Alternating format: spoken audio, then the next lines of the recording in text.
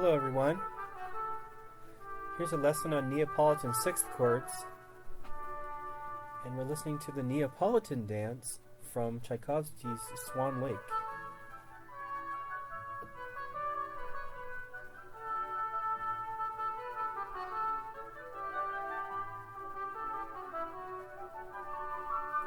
Which unfortunately has no Neapolitan sixths in it, but that's the Neapolitan dance from Swan Lake.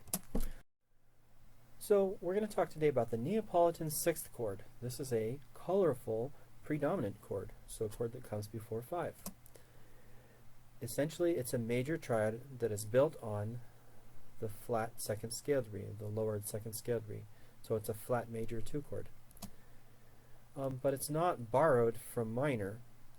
It's not like a flat 3, flat 6, or flat 7, because there is no major 2 chord in minor. We're not borrowing it. It's just altered for purposes of color. And instead of calling it a flat 2, we're going to use the symbol N to represent it as a Neapolitan chord, or more commonly known as the Neapolitan sixth chord, as we'll see in a minute. Why is it called a Neapolitan chord? Well, composers who lived in Naples, Italy, such as Scarlatti and Pergolesi, came to be associated with this chord in the 18th century. So that's where that came from. And why is it called a Neapolitan sixth? Because this chord is almost always found in first inversion. Here's a picture of colorful Naples, and of course a map showing you where Naples is. So the Neapolitan sixth comes from this region, or at least it became associated with composers, opera composers in Italy, in Naples, Italy. How do we spell it? Well, it's a major triad on flat 2. So it's a flat 2, 4, and a flat 6. So if I was, for example, in the key of C major, my flat 2, or my raw, is D flat, and then I just spell a D flat major chord. D flat, F, A flat, that's the Neapolitan chord in C major. And then of course you would invert that to be first inversion. Neapolitan sixth. If you're in a minor key, you already have a flat 6, so you just need to lower scale degree 2. So if I'm in now C minor, here's my regular 2 chord. It's diminished, now I lower the scale degree 2, and now that makes it major. So that's a Neapolitan sixth in a minor key. So in major you need to lower the root and the fifth, in a minor you just have to lower the fifth.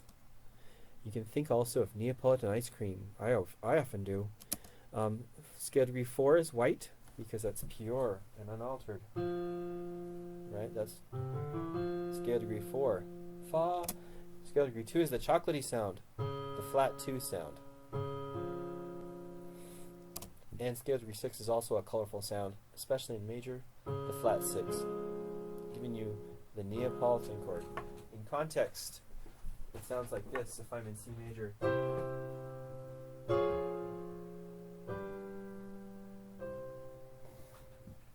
That's 1 going to the Neapolitan 6, going to 5, going to 1. You can hear that kind of colorful sound that it has. So a few things about voice leading. Where does this chord go? Well, it's a predominant chord, so it's going to go to 5 eventually.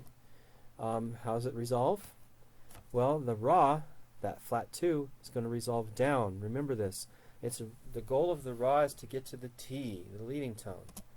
You should not resolve the flat 2 up to the natural 2. This looks like it's going to be smooth, but just that's not how it works. So the raw goes down, that lowered scale degree 2. Other voices move by step, but the most important note is the raw.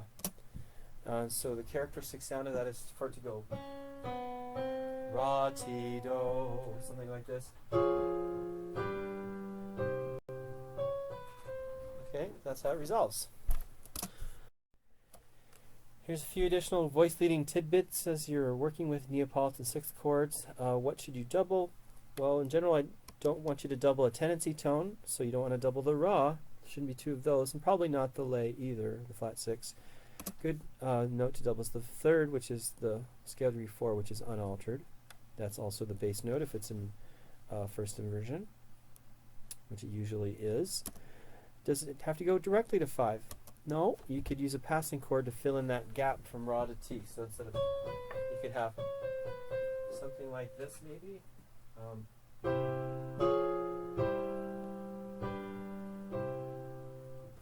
Here I just put a 1-6-4 in between the Neapolitan 6 and the 5. A cadential 6-4 filling in the gap. As it says here, fits in nicely. You could also use a 7-7 of 5. This is a little darier. You could have this. And then something like this. Yikes. There it is. Okay. What can go before a Neapolitan 6 chord? Well, anything that goes before a regular 2 chord, essentially. So a 6 or a 4 or a 1 would be good choices. Okay, so a few less typical ways you could use a Neapolitan 6 chord. Although it's usually in first inversion, you could see it in root position. It's more common in minor keys, but it could happen in a major key. Just like the examples I've been playing, actually. You can tonicize the Neapolitan. You can have a 5 of N. Yikes. You could even have, in rare cases, a Neapolitan 7th. Now these are getting less common. You could use it as a pivot chord in a modulation. Great. And you could even modulate to the key of the Neapolitan. So these are all possibilities. Okay, so that's all I have to say about Neapolitans. You can go ahead and take the quiz that follows.